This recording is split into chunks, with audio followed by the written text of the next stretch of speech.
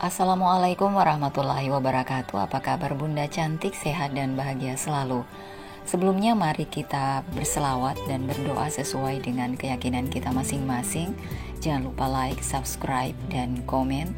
Yuk, mari kita mulai petualangan kita hari ini. Selamat mendengarkan.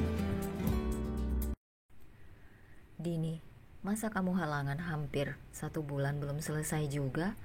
Tanya Darin. Ia terpaksa harus mengulung dirinya kembali dari pergumulan dengan istrinya. Dini mengangguk. Ia menaikkan kembali celana yang ia kenakan, menutup tubuhnya. Din, kok kamu lama banget? Tanya Darin kembali. Ia merasa tidak terima. Masa iya 1 bulan penuh darah itu masih saja keluar dari rahim istrinya? Namanya juga halangan, Mas. Aku juga tidak tahu, entah kenapa lama sekali. Kalau nggak sabar, bisa jajan di luar, kata Dini dengan wajah sinisnya. Ia tidur membelakangi suaminya, lalu bersembunyi di balik selimut tebalnya. Dini, pekik Darin. Hatinya memanas ketika mendengar perkataan istrinya. Darahnya tiba-tiba mendidih seketika. Dini, ulang kata-katamu. Darin menarik selimut tebal yang Dini kenakan. Dini mendengus kesal. Ia membalik tubuhnya dan menatap tajam suaminya yang berada di sampingnya kala itu. Beli di luar kalau Mas tidak sabaran. Selama ini Mas sudah menipuku kan? Jadi aku sudah menerima itu jika Mas keberatan. Bisa beli di luar, kata Dini, wajahnya tanpa ekspresi. Din, panggil Darin. Ia menarik napas, mencoba menetralisir amarahnya. Din, Mas sudah meminta maaf dan tidak akan seperti itu lagi. Kok Mas dikasih punggung? Din, hadap sini, ucap Darin kembali. Kini ia merasa bersalah. Din, Darin memeluk Dini dari belakang. Sementara Dini acuh. Ia memejamkan mata tanpa menyahuti panggilan suaminya. Kelihatannya Mimi bangun. Dini menyibak selimut. Begitu juga dengan tangan Darin. Tangan laki-laki itu terhempas. Dini tanpa merasa bersalah, ia pun keluar dari kamar. Ia bergegas masuk ke dalam kamar mandi luar, lalu mencuci wajah dan juga lehernya. Aku tidak sudi disentuh sama Mas Darin. Entah kenapa aku merasa belum siap, ucap Dini. Ia mengoles sabun di area bekas ciuman suaminya. Dini menarik celananya lalu membuang pembalut yang berwarna merah itu ke tempat sampah. Drama ini kapan akan berakhir? Sudah berapa boks pembalut telah aku habiskan selama sebulan ini? Benar-benar melelahkan, tapi berkat pembalut ini, Mas Darin tidak bisa menyentuhku. Dini tersenyum puas. Ia duduk di kloset lalu membersihkan kewanitaannya. Pembalut yang ia berikan pewarna merah persis seperti datang bulan itu ia bungkus dengan plastik berwarna hitam agar Darin tidak tahu jika halangan itu bohong. Pembalut dan halangan hanya rencana Dini untuk menghindarinya. Ngantuk sekali malam ini. Aku akan tidur di kamar Meme lagi. Biarkan dia tidur sendiri. Sementara itu Darin, ia duduk di tepi pembaringan, melihat pintu kamarnya yang masih terbuka. Ia menunggu istrinya. Ia lalu berjalan ke arah pintu. Ia pun beranjak ke kamar putrinya lalu membuka pintu kamar putrinya. Terlihat 2 manusia yang ia sayangi sedang berbaring, tertidur pulas. Benar dugaanku, Dini tidur di kamar Mimi lagi. Beda dengan dulu, sekarang kita benar-benar jauh, ucap Darin. Ia menyadari jika pernikahan kini hampa. Tidak ada candaan dan juga gurauan, bahkan keromantisan juga hilang. Jika bukan karena Meme, aku juga tidak bisa kembali ke Dini. Kita sama-sama salah dan melakukan hilaf. Tapi Dini belum bisa memaafkanku rupanya. Darin pun memilih untuk berbaring di sisi kanan. Ia memeluk putri kecilnya itu lalu ikut tertidur di kamar putrinya. Pagi hari terdengar azan subuh berkumandang. Apa dia memasak? Apa sepagi ini? Darin bermonolog sendiri. Apa mungkin dia diam-diam pindah ke kamar? Gegas, laki-laki itu berjalan ke arah kamar utama. Apa Dini sholat? Kan dia sedang datang bulan. Rupanya, Dini terlihat gugup. Ia menyibak anak rambut yang masih basah, lalu tersenyum simpul ke arah suaminya. Mau sholat? Tadi aku membersihkan mukenaku. Kangen, selama 1 bulan gak sholat. Sebelum Darin bertanya, Dini lebih dulu menjelaskan. Kangen dengan mukena? Tanya Darin. Dini mengangguk. Ia mencoba menghindari Darin. Dini mencoba melepaskan diri. Mas, Dini mau masak dulu. Kan hari ini pertama Meme masuk sekolah. Dini mau menyiapkan bekal. Mas sholat subuh saja dulu, setelah itu turun sarapan bareng. Dini buru-buru keluar dari kamarnya. Sosis dan juga ayam kecap, kesukaan Meme, telah terhidang di atas meja. Meme sekolah ya bu? Tanya bocah kecil tersebut. Mandi, terus sarapan. Wah, cantik sekali anak ibu, puji Dini. Ponsel Dini berdering. Ia mengambil ponsel yang ia kantongi setiap hari, merogoh ponsel yang ia sembunyikan di dalam bra. Ia membaca pesan lalu tersenyum simpul. Ada-ada saja. Ia terlihat bahagia ketika membaca pesan tersebut dengan super kilat. Ia membalas pesan itu lalu memasukkan kembali ponsel itu ke dalam bra miliknya. Darren yang melihat istrinya tersenyum setelah membaca itu hanya menarik napas saja. Ia mengurungkan niatnya untuk masuk ke kamar. Setelah selesai membersihkan diri dan berdandan memakai baju, Darren duduk di kursi makan, disusul oleh Meme dan juga Dini. Hai, anak ayah cantik sekali. Ayam kecap dan juga sup, netra Meme berbinar. Pasti enak sekali. Sementara Dini, ia sibuk dengan gawainya. Din, gak sarapan? Memangnya kamu kenyang dengan ponsel? Dini tidak menghiraukan. Ia terus saja memainkan ponselnya. Din. Meme terkejut. Ia meletakkan sendok. Dengan wajah dinginnya Dini meletakkan ponselnya. Bisa gak sih? Jangan teriak-teriak. Ini masih pagi. Din, kamu kenapa seperti ini? Kemarin ibu sudah bertanya kepada kamu kan soal pembaruan nikah dan kamu setuju. Kenapa kamu seperti belum ikhlas menerimaku? Dini hanya diam. Din, Mas bicara didengarkan.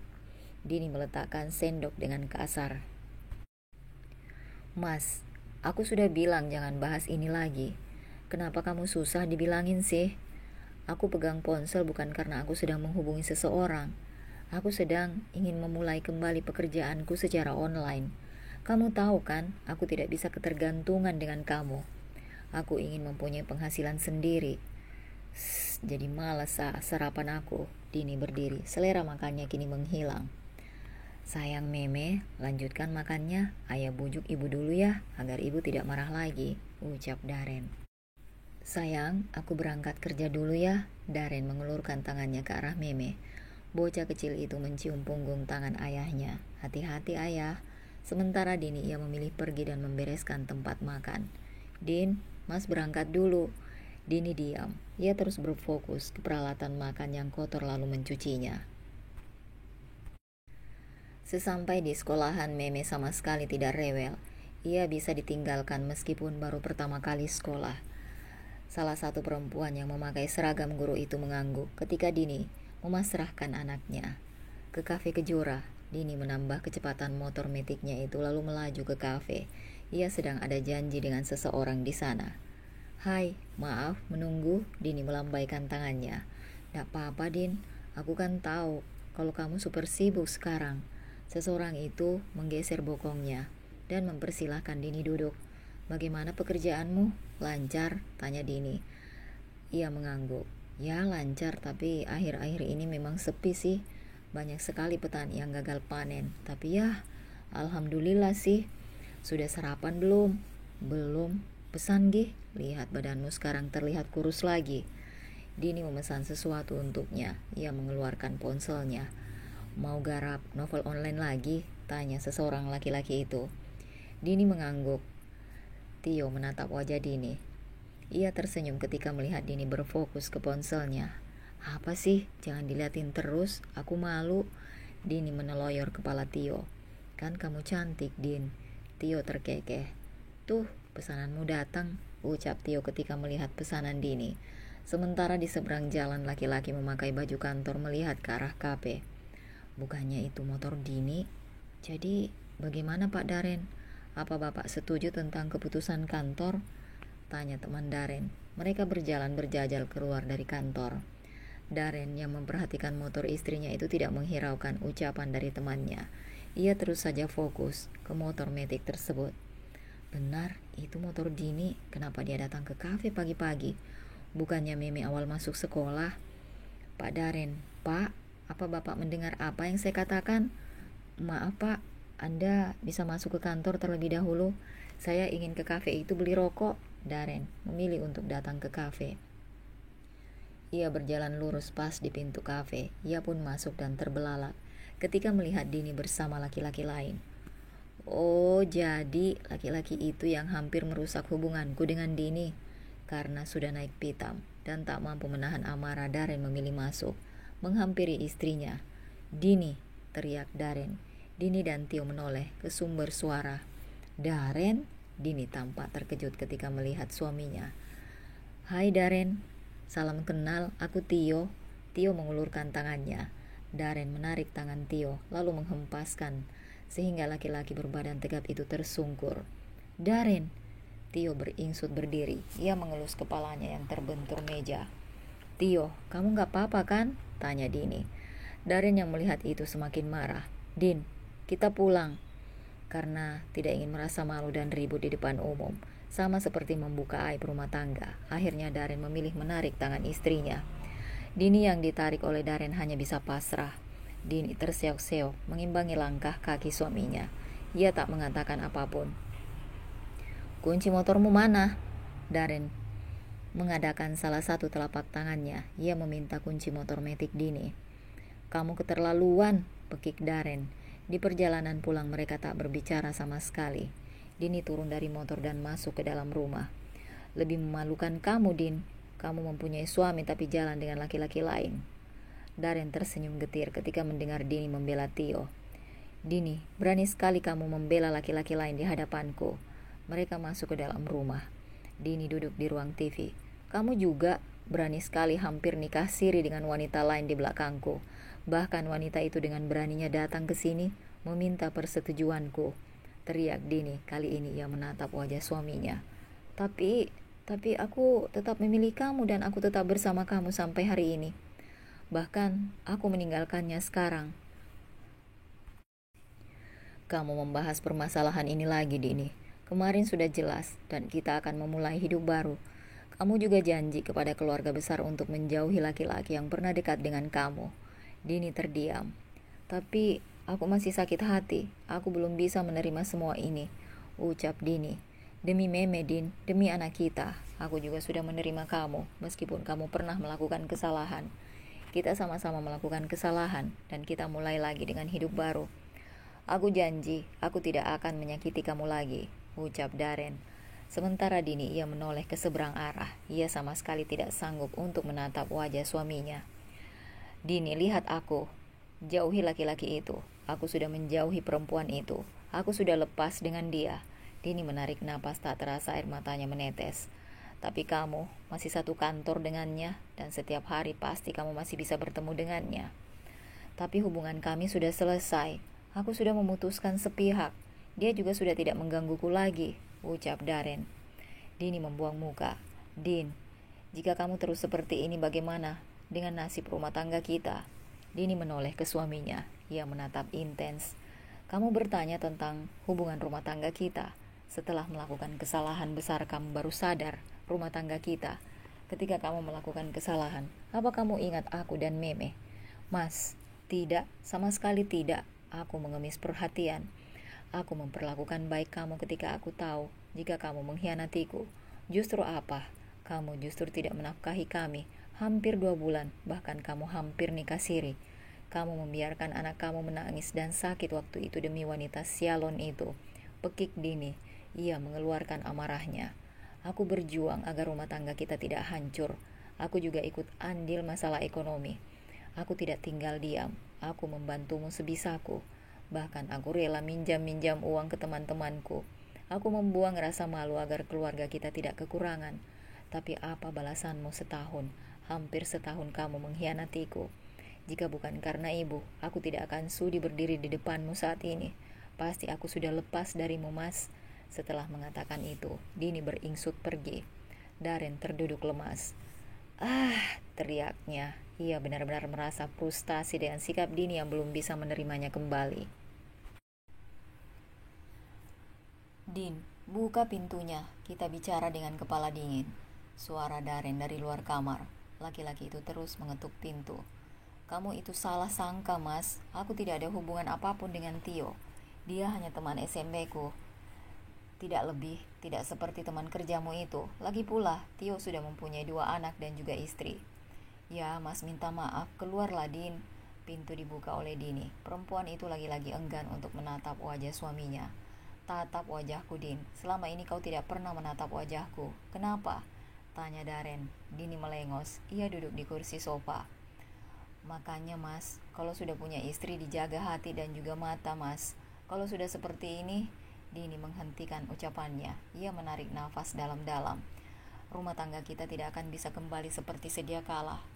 Kau melihatku, kau tidak akan percaya denganku lagi. Begitu pula dengan aku Mas.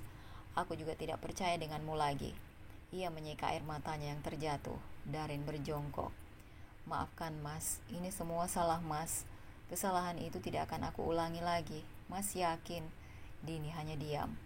Dering ponsel Darren berbunyi. Gegas laki-laki itu mengambil gawainya. Terlihat jika nomor asing yang menghubunginya. Siapa Mas? Kenapa nggak diangkat? Tanya Dini. Dia menghubungiku. Mungkin bos mencariku. Ini sudah jam kerja.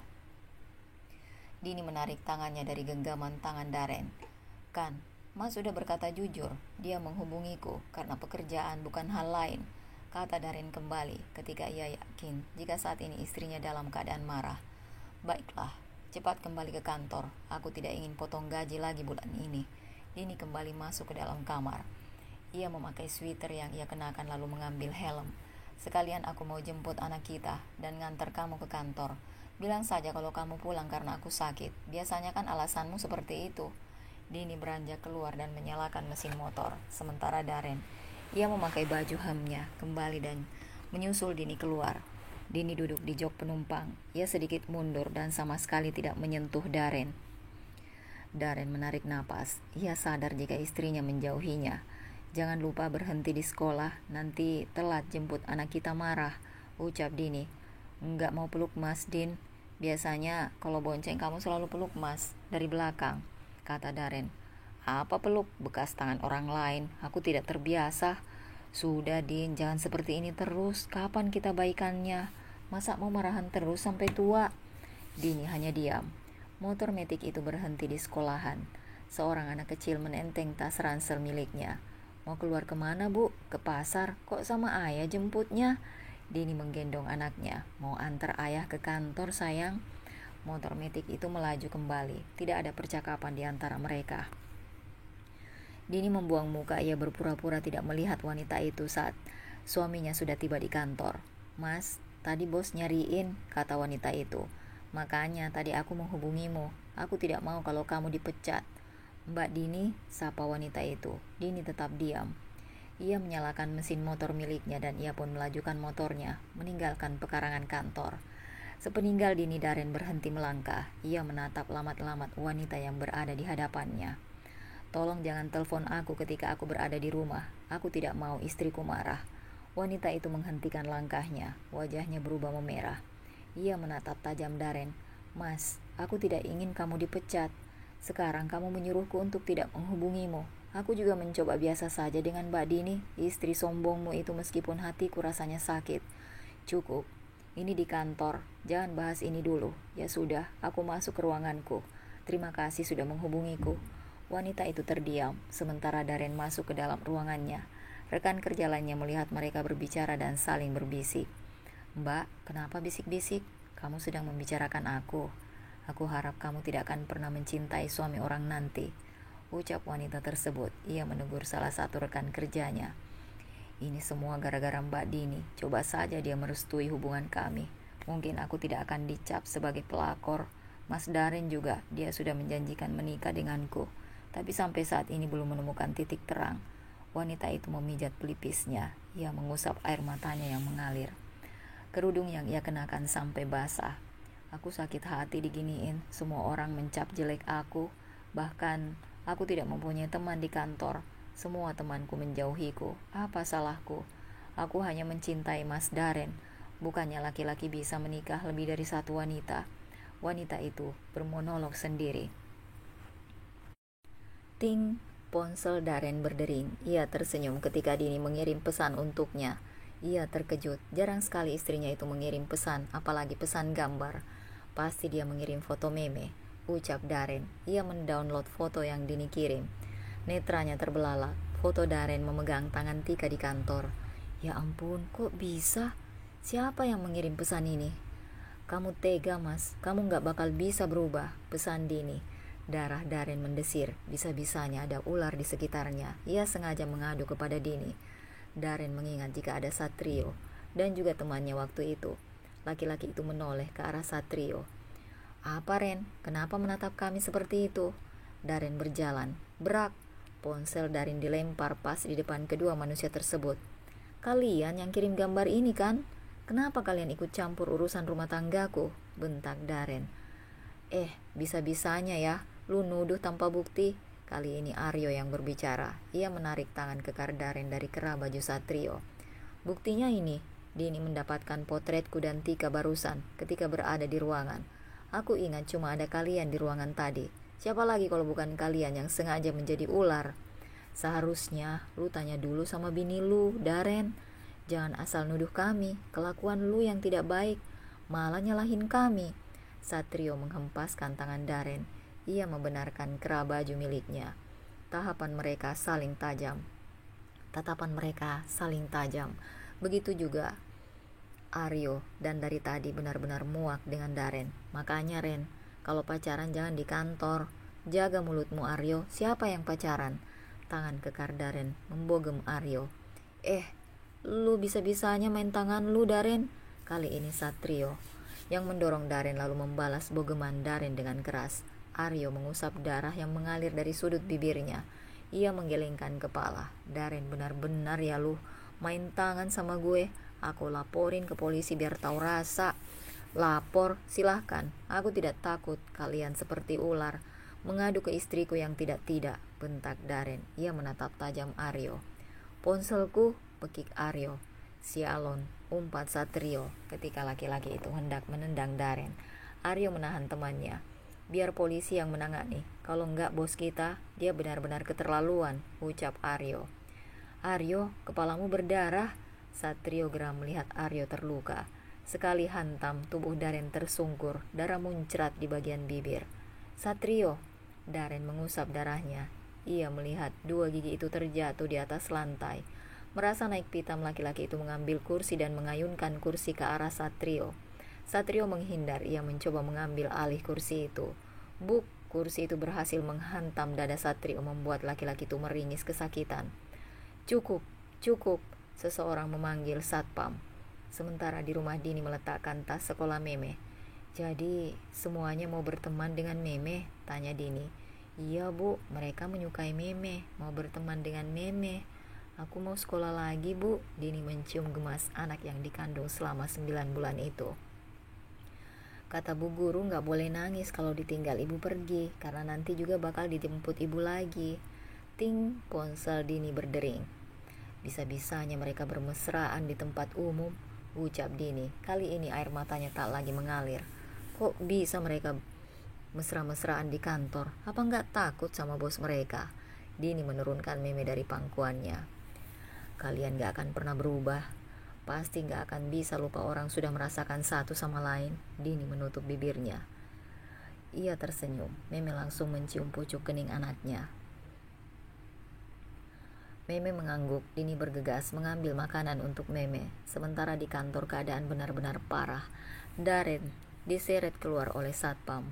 Tika mencoba melerai. Dia yang memanggil satpam untuk naik ke food court. Mas, gak apa-apa? Tanya Tika. Bodoh jika bertanya keadaan tentang Darren, padahal sudah jelas Darren babak belur. Darren menatap tajam kedua manusia yang telah ia hajar. Awas saja sampai hubungan rumah tanggaku hancur. Kalian harus bertanggung jawab. Darren diseret keluar, sementara Aryo dibawa ke rumah sakit. Mereka berdua menunduk. Kenapa bisa bertengkar di kantor? Ini sangat merugikanku. Darren terduduk. Omong kosong apa ini Satrio? Mengirim gambar kepada si istriku sengaja agar aku dan istriku renggang, bukan begitu? Masalah rumah tangga jangan dibawa-bawa ke kantor, bentak bos mereka. Tapi Pak, Darren, saya sangat menyayangkan ini. Saya sebenarnya tidak suka dengan keributan. Lain kali jangan diulangi lagi. Darren, kamu saya pindahkan di kantor cabang luar kota. Sementara Tika tetap berada di sini. Coba saja kalian tidak pintar dengan marketing. Saya sudah melemparmu jauh dari perusahaan ini. Tapi Pak, tidak ada tapi-tapi. Darren terdiam. Dia harus pindah kota dan tentu biaya akan semakin bertambah. Belum lagi mengontrak rumah dan kehidupan sehari-hari. Laki-laki itu semakin pusing. Kembali bekerja, saya tidak ingin ada keributan lagi. Jika ada keributan lagi, mau tidak mau saya akan melempar kalian berdua dari perusahaan ini. Mereka berdua kembali ke tempat kerja masing-masing. Tika yang berada di depan pintu mendengar semuanya. Ia menghentakkan kakinya ketika mendengar jika Darren akan dipindahkan keluar kota. Loh Pak, gak bisa seperti itu. Bisa-bisa Bapak kehilangan banyak klien karena pasar Mas Darren berada di sini. Jika dipindahkan nanti Bapak yang rugi. Kembali lagi ke setelan awal mencari pelanggan, sahut Tika. Rupanya bos itu mencoba mencerna kata-kata Tika. Saya tidak ada waktu untuk berdebat. Bisakah kamu keluar dari sini? Tika pun akhirnya keluar. Menjelang sore Darren bersiap untuk pulang. 2 polisi dan juga 1 wanita masuk ke dalam kantor. Dia Pak, dia yang menghajar suamiku. Darren mendongak. Dia sudah pasti menebak itu istri Aryo. Tangkap dia Pak, saya tidak terima. Darren hanya diam. Ia menurut bagaimanapun dia salah. Gara-gara kamu, Mas Aryo koma. Darren terkejut. Koma? Ya, koma. Kedua polisi itu menangkap Darren. Sungguh malang sekali nasibnya. Sesampai di rumah sakit, Darren memberikan keterangan tentang permasalahan. Tak lupa juga Satrio dijadikan saksi. Kedua orang itu diinterogasi. Darren menjawab tentang kejadian tadi. Satrio pun tak menambah-nambahkan. Keluarga Tuan Aryo memberi keringanan. Jika Anda mampu membayar ganti rugi sebesar 100 juta, maka Anda tidak perlu kami tahan. Dan proses ini berhenti sampai di sini, Pak. Glek Darren, susah untuk menelan salivanya. Tapi saya tidak punya uang segitu. Saya cari uang segitu dari mana, Pak? Polisi itu mengendihkan kedua bahunya. Itu sudah terjadi. Itu keputusan keluarga korban. Mereka ingin menyelesaikan ini dengan cara kekeluargaan. Namun jika Bapak Darren tidak sanggup, ya terpaksa kami akan memproses kasusnya. Darren terdiam. Makanya Ren, jadi orang jangan mudah tersulut emosi. Susah sendiri kan kamu jadinya. Itu karmamu Ren, kamu main api di belakang istrimu.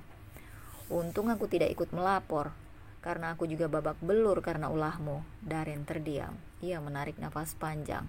Bagaimana ini? Satrio berjalan keluar. Ia bebas. Darren masuk ke sel. Dia benar ditahan. Kenapa bisa seperti ini sih? Sialon, umpat Darren kesal. Ia menendang jeruji besi itu dengan sangat keras. Dini yang tahu kabar jika suaminya ditahan itu pun terkejut. Ia tidak habis pikir bisa-bisanya suaminya melakukan kekerasan. Ibu mau kemana? Dini berniat untuk menitipkan anaknya di rumah orang tuanya. Meme sama nenek ya? Gadis kecil itu mengangguk. Setelah mengantar Meme, ia pun bergegas menuju kantor polisi. Maafkan aku Din, ucap Darren. Terlihat jika 2 gigi bagian depan itu terlepas. Gigimu lepas Mas? Tanya Dini. Darren mengangguk. Ya, Satrio memukul pas di bagian wajahku. Keluarga Aryo meminta uang ganti rugi 100 juta Din. Jika Mas tidak bisa bayar ya, maka Mas akan dipenjara. Entah selama berapa tahun, Mas kurang tahu. Tampak Dini menarik napas panjang. Ia menatap tajam suaminya. Lagian, kenapa kamu main tangan sih? Jadi gini kan repot. Terus, yang segitu banyaknya dari mana? Uangnya Mas? Darren menunduk. Ia meremasi jemari-jemarinya. Entahlah Din, biarkan saja Mas di penjara. Dini menatap lekat suaminya. Mas, jika kamu di penjara lalu bagaimana dengan kebutuhan sehari-hari? Pekerjaanku pun sekarang hancur karena Mas yang gak support. Aku justru nyakitin. Justru malah nyakitin aku.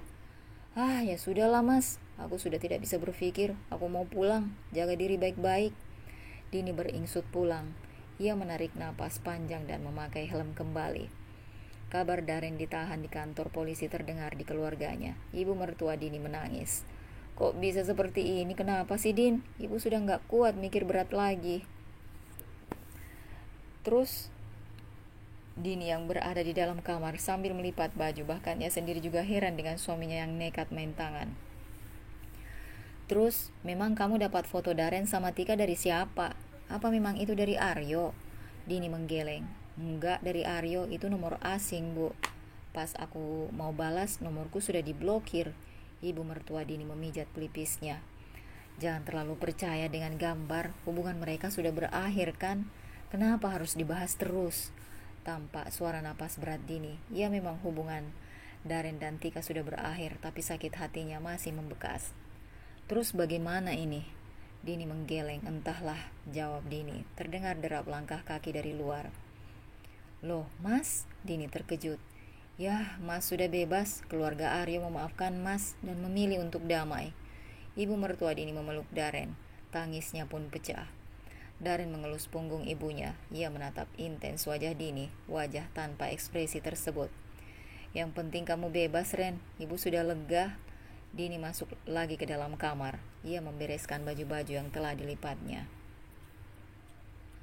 Makanya Mas jangan main tangan. Hubungan yang sudah selesai ya sudah, jangan diulang-ulang terus. Darren masuk ke kamar dan ganti baju sementara ibunya memilih pamit. Malam hari, Mimi tertidur pulas di atas pembaringan. Darren menatap Dini dari atas sampai bawah. Din, aku rindu. Selama bertengkar kita tidak pernah melakukannya. Oh, dia sudah tidak lagi halangan. Darren menarik sedikit rok yang Dini kenakan. Dini terkejut melihat tangan Darren yang sudah menelisik kemana-mana. Mas mau apa? Mau minta? Dini menutup rapat. Mas, aku masih halangan. Bohong, tadi Mas sudah lihat gak ada darah dan kamu sudah gak pakai pelembalut. Itu artinya kamu sudah bersih. Dini tampak gugup. Satu kali aja, Din. Mas sudah gak tahan. Dini menutup mata. Tiba-tiba Dini mengingat foto Tika bersama Darren di kantor. Gegas ia mendorong tubuh suaminya. Din, kenapa? Laki-laki itu sudah tidak tahan lagi. Ia menarik istrinya dan mencium paksa. Tangan Darren menelisik, mendorong tubuh Dini hingga di atas pembaringan. Dini semakin jojok. Ia mendorong kasar tubuh suaminya. Darren yang sudah kehilangan kendali itu menggedor-gedor pintu kamar mandi. Kenapa kamu terus menghindar? Katanya kamu mencoba berdamai dengan keadaan. Kenapa seperti ini? Buka, Din. Dini, buka. Dini, teriak Darren. Suaranya menggema ke seluruh ruangan. Dini masih mematung di depan cermin. Ia menangis entah ingin marah kepada siapa. Dini, buka. Kita sudah bangun nikah lagi. Kamu menolak. Ucap Darren. Dini terdiam. Aku belum siap, Mas. Belum siap bagaimana? Itu sudah kewajibanmu, Din. Jika kamu belum siap, seharusnya kamu menolak untuk membangun nikah sama aku kemarin. Tapi tidak seperti ini caranya. Aku laki-laki normal. Selama sebulan ini kita gak pernah sentuhan. Aku sudah sabar selama ini, Din. Ada rasa kasihan di hati Dini. Namun entah dia belum bisa ikhlas dengan sentuhan Darren. Nafas Darren memburu. Terlihat jika laki-laki itu menahan hasrat dan juga emosi. Dini pun ikut beringsut tidur di samping Meme. Dini hanya diam. Rupanya Darren sudah tertidur. Laki-laki itu berbalik meringkuk ke arah Dini. Air matanya tiba-tiba terjatuh. Ia tidak menyangka jika rumah tangganya berakhir seperti ini. Malam itu, mereka melakukan penyatuan tanpa ada rasa sedikit pun. Esok hari, Dini membersihkan diri. Tentu saja mandi wajib. Wanita itu mengusap rambutnya yang masih basah. Darren diam. Ia membuka lemari dan mengambil koper. Ayah, mau kemana bawa baju sebanyak itu? Tanya Meme. Darren hanya mengangguk, tanpa menjawab apa-apa. Ayah marah sama ibu. Darren memasukkan baju ke dalam koper. Ia berjongkok di depan anaknya. Ayah akan pulang, tapi mungkin sedikit lama, ucap Darren. Dini masih diam. Ayah kenapa mau pergi lama? Tanya sama ibumu, dia tahu ayah mau kemana. Sayang, ayah berangkat dulu ya, kamu jangan nakal. Gak sarapan dulu, memang mau kemana? Tanya Dini. Sayang, kamu pergi ke ruang makan dulu ya, ayah sama ibu menyusul. Meme mengangguk. Memangnya mau kemana? Mau pergi dari rumah, memangnya mau kemana? Cari kontrakan dekat kantor, lagi pula kamu belum bisa menerima aku kan? Buat apa kita seatap kalau kamu saja enggan untuk aku sentuh? Dini menarik nafas dalam. Ia membalikkan tubuhnya. Kamu itu ya, Mas, kayak anak kecil, apa-apa minggat. Kamu itu malu-maluin, Mas. Aku semakin benci sama kamu. Mas, jika kamu ngontrak, maka uang bulanan semakin banyak. Kenapa sih gak di rumah aja? Mas, itu harus sabar nunggu aku sampai bisa nerima Mas kembali. Darren mencoba melepaskan cekalan tangan Dini. Terserah kamu saja, Mas. Kamu memang keras kepala, seperti anak kecil. Kalau bisa gak usah pulang sekalian. Dini berteriak dari dalam kamar. Darren terus berjalan keluar. Ia sama sekali tidak menatap anaknya yang dari tadi duduk takut karena melihat kedua orang tuanya bertengkar. Dini menghempaskan tubuhnya di atas pembaringan. "Ah, terserah kamu, Mas," pekik Dini. "Aku sudah lelah, aku sudah capek." Dini masih menangis. Meme yang berada di ruang makan itu mendengar isakan Dini. Ibu jangan marah. Ibu kan cantik. Sini sayang." Dini memeluk anaknya. "Ibu kenapa bertengkar? Ibu, kenapa ayah pergi?" Rentetan pertanyaan anak itu semakin membuat hati Dini terasa sakit. "Sayang, libur dulu ya sekolahnya. Ibu sedang tidak enak badan." "Ayah pasti pulang kan, Bu?" "Ayah pergi untuk bekerja." Ibu menangis karena kepala ibu terasa sakit. Sementara di kantor, Darren tidak fokus untuk melanjutkan pekerjaan. "Bawa koper mau kemana?" tanya Tika. "Mau cari kontrakan." "Bertengkar sama Dini?" Darren mengangguk. "Nanti malam jadi kan?" tanya Tika. Darren mengangguk. "Di dekat rumah ada kontrakan, bagus dan murah. Pasti akan jadi bahan gosip jika aku kontrak rumah dekat rumahmu. Jangan sampai ada yang tahu." Seharian bekerja terasa berat. Darren merasa tidak tenang. Entah apa yang mengganggu pikirannya. Menggeret koper itu dari kantor dan menuju ke lokasi kontrakan yang akan ia tinggali. Menaikkan motor miliknya dan menuju titik lokasi. Netra Darren dikejutkan dengan pemandangan yang membuat tubuhnya memanas, darahnya mendesir. Ia melihat Dini dengan Tio berada di kafe. Dini tampak tertawa bersama Tio, berbeda jika bersama Darren. Namun kali ini justru Dini tertawa seperti dia sangat bahagia. Darren membuang muka. Ia kembali melajukan motor miliknya. Bahkan tidak menegur atau menyeret Dini lagi seperti beberapa hari yang lalu. Justru Darren acuh dan tetap melajukan motor metiknya. Sementara Dini ia merasa jika tidak baik-baik saja, lalu menitipkan Meme ke rumah orang tuanya. Tio orang pertama yang akan Dini hubungi jika dia sedang tidak baik-baik saja. Di lokasi Dini belum melihat tanda-tanda Tio datang. Ia duduk sendiri dan memutar kembali memori. "Ini tisu." Tio tiba-tiba datang. "Kayak jelangkung tiba-tiba datang." "Ingus Mudin," kata Tio. Mereka tertawa bersama ketika Dini membersihkan hidungnya.